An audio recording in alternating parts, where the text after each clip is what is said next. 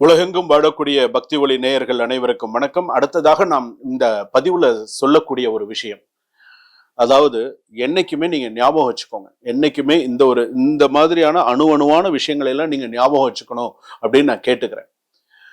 எனக்கு பக்தி ஒளினாலே எனக்கு ஒரு தனி உரிமை இருக்குங்க உங்ககிட்ட. நான் சொல்லிடுறேன். ஏன்னா எனக்கு உங்ககிட்ட ஒரு தனி உரிமை இருக்கு. என் மக்கள் அப்படின்னு நான் சொல்ற மாதிரி நீங்க எல்லாருமே என் மக்கள். என்னுடைய அதாவது எனக்கு இந்த பக்தி ஒளினாலே எனக்கு ஒரு தனி பிரியம் தான். சார் சொல்லுவாங்க, டாக்டர் மனோஜ் சார் எனக்கு சொல்லுவாங்க, எனக்கு நீங்கனாலே எனக்கு ஒரு தனி பிரியம் தான்.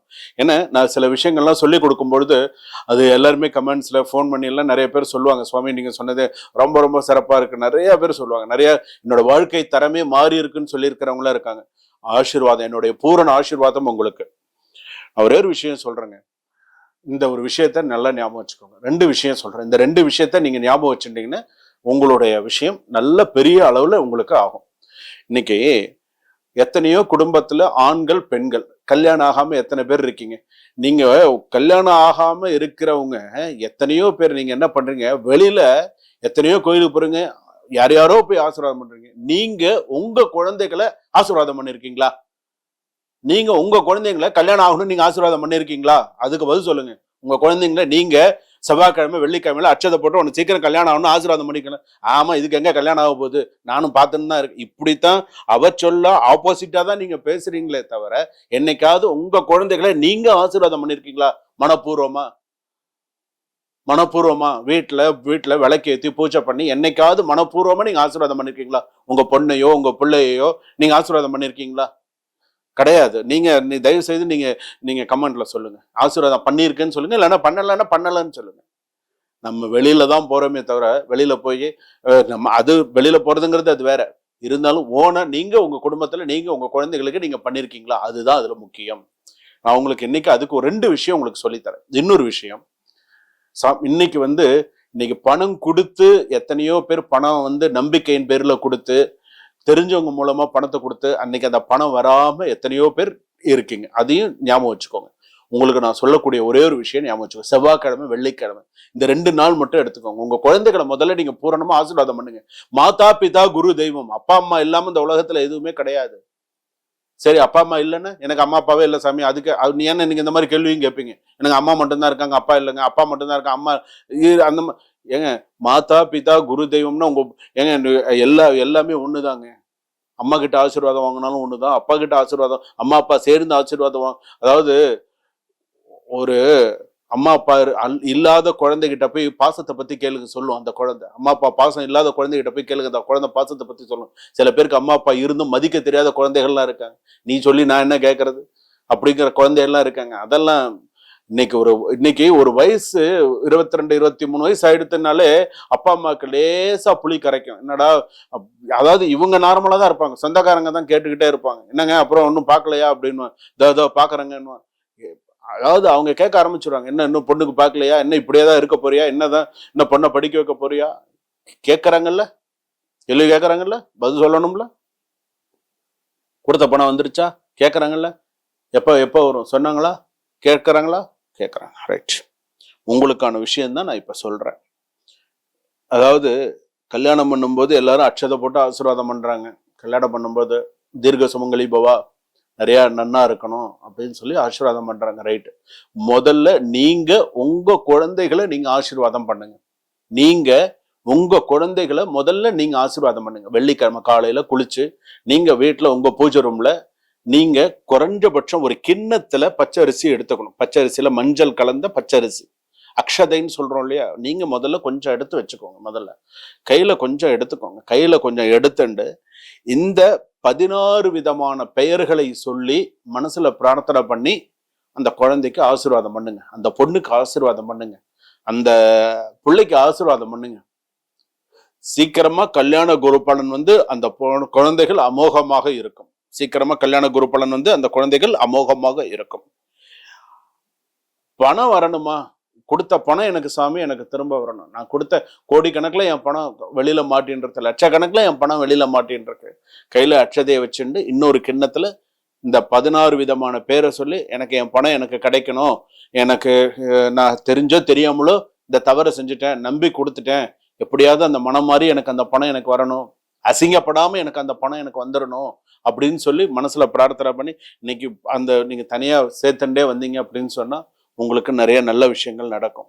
இன்னைக்கு எத்தனை பேர் அந்த மாதிரி இன்னைக்கு பணத்தை கொடுத்துட்டு எத்தனை பேர் இன்னைக்கு நம்ம அவஸ்தைப்பட்டு இருக்கோம் தெரியுமா? இன்னைக்கு கடன் வாங்கும்போது தாங்க பணத்தோட அருமை தெரியும். கடன் வாங்காத வரைக்கும் தெரியாது. கடன் வாங்கும்போது ஒருத்தர்கிட்ட கையை கட்டிட்டு ஒருத்தர்கிட்ட கூனி குறுகி நிற்கும் போதுதான் அந்த பணத்தோடைய அருமையே நமக்கு தெரியும். ஆஹா, நம்ம இதெல்லாம் நம்ம இந்த மாதிரி செலவு பண்ணிட்டோமே, இந்த மாதிரி பண்ணிட்டோமேன்னு. ஆனா இன்னைக்கும் சில பேர் மட்டுமே பார்த்து பார்த்து செலவு ஒண்ணும் இல்லைங்க.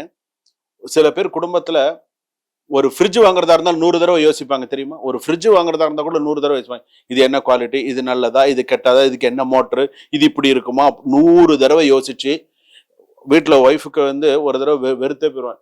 இந்த ஆள் ஃப்ரிட்ஜ் வாங்குறேன்னு சொல்லிட்டு இது வரைக்கும் வாங்குறதே இல்லை. அவர் யோசிச்சுட்டே தான் இருப்பாரு. இவர் பண்றது காலம் தாழ்த்தின்றே தான் யோசிச்சு பார்த்து அதுக்கப்புறமா நல்லதா ஒரு பொருள் வாங்குவார். உண்டா எத்தனை இடத்துல பாக்குறோம். ஒரு ஃப்ரிட்ஜ் வாங்குறதா இருந்தாலும் சரி, ஒரு கார் வாங்குறதா இருந்தாலும் சரி, யோசிச்சு 100 தடவை.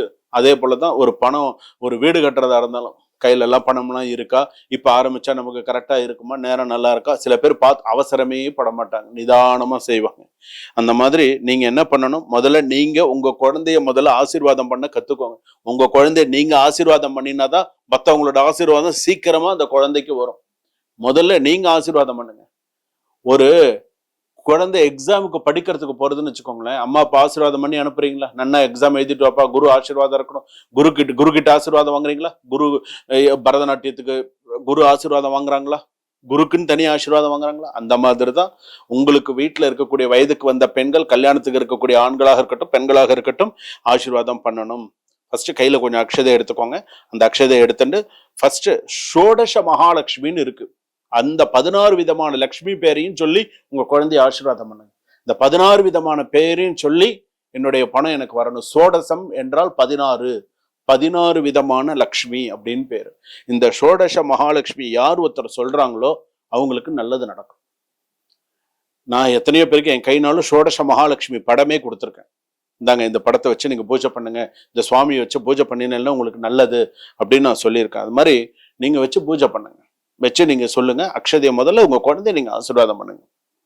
ஓம் தனலக்ஷ்மி நமஹா. ஒன்னு ஃபர்ஸ்ட் ஓம் தனலக்ஷ்மி நமஹா, ஓம் தானியலக்ஷ்மி நமஹா, ஓம் வித்யாலக்ஷ்மி நமஹா, ஓம் வீரலக்ஷ்மி நமஹா, ஓம் சௌபாகியலக்ஷ்மி நமஹா, ஓம் சந்தானலக்ஷ்மி நமஹா, காருண்யலக்ஷ்மி நமஹா, மகாலக்ஷ்மி நமஹா, சாந்தி லக்ஷ்மி நமஹா, கீர்த்தி லக்ஷ்மி நமஹா, சாயாலக்ஷ்மி நமஹா, ஆரோக்கிய லக்ஷ்மி நமஹா, திருஷ்ணா லக்ஷ்மி நமஹா, சாந்த லக்ஷ்மி நமஹா, விஜயலக்ஷ்மி நமஹா, சக்தி லக்ஷ்மி நமஹா. இந்த 16 பேரை சொல்லுங்க. இந்த 16 பேரை நீங்க சொன்னீங்கன்னா 16 பேரும் பெற்று 16 விதமான இந்த ஷோடச மகாலட்சுமியோட பூரண ஆசீர்வாதம். ஒரு நிமிஷம் ஆகாதுங்க. நான் இப்ப சொன்னது ஒரு நிமிஷம் தான் ஆகும். கையில அட்சதையை வச்சுக்கோங்க, மனசுல நன்னா பிரார்த்தனை, ஷோடச மகாலட்சுமியோட ஆசீர்வாதத்தோட என் பொண்ணுக்கு சீக்கிரமா கல்யாணம் ஆகணும் சொல்லி குழந்தைய முதல்ல நீங்க ஆசீர்வாதம் பண்ணுங்க. ஒருத்தர் காலில் விழுந்தாலே அவ்வளவு விசேஷம் தெரியுமா? எதுக்கு பெரியவங்க காலை தொட்டு கும்பிட்டு ஆசீர்வாதம் வாங்கிக்கிறோம்? வயசுல சின்னவங்களா இருந்தாலும் அவங்களுக்கு குருஸ்தானத்துக்கு எதுக்கு மரியாதை கொடுக்குறோம்? அவன் நிறைய விஷயம் தெரிஞ்சுட்டு இருப்பான், நிறைய மந்திரங்கள் படிச்சிருப்பான். வயசுல சின்னவங்களா இருந்தாலும் நம்ம எதுக்கு போய் அவங்க கிட்ட ஆசீர்வாதம் வாங்குறோம்? அவங்க காலை தொட்டு கும்பிட்டாலும் நம்மளோட கர்ம வேணா குறைஞ்ச மாதிரிங்க. அவங்களோட ஆசீர்வாதம். அப்போ மாதா பிதா குருவுடைய முதல்ல உங்களுடைய ஆசீர்வாதம் குழந்தைகளுக்கு பூரணமா இருந்தாதான் சீக்கிரம் இந்த குழந்தைகளுக்கு கல்யாணம் ஆகும். அப்ப இந்த சோடச மகாலட்சுமி பெயரை உச்சரிப்பதை தவிர்க்கவே கூடாது. 16 விதமான லட்சுமி பேரை அக்ஷதைய கையில வச்சு சொல்லி குழந்தைய ஆசீர்வாதம் பண்ணுங்க. பையனையும் ஆசீர்வாதம் பண்ணுங்க. ஒரு வெள்ளிக்கிழமையில, ஒரு நல்ல நாள்ல, ஒரு பிரதோஷம், ஒரு நல்ல நாள்லாம் வருது இல்லையா, அந்த நாள்ல நீங்க சீக்கிரமா உனக்கு கல்யாணம் ஆகணும், அமோகமா நீ நன்னா இருக்கணும் அப்படின்னு சொல்லி குழந்தைய ஆசீர்வாதம் பண்ணுங்க. உங்க பொண்ணு ஆசீர்வாதம் பண்ணுங்க, பிள்ளைய ஆசீர்வாதம் பண்ணுங்க. எனக்கு சீக்கிரமா என்னோட கொடுத்த பணம் வரணும், கடன் அடையணும்னு பிரார்த்தனை பண்ணுங்க. 16 விதமான மகாலட்சுமியை மனசுல நீங்க பிரார்த்தனை பண்ணினால் நீங்கள் சிறப்பாக வாழ்வீர்கள். சுபம்.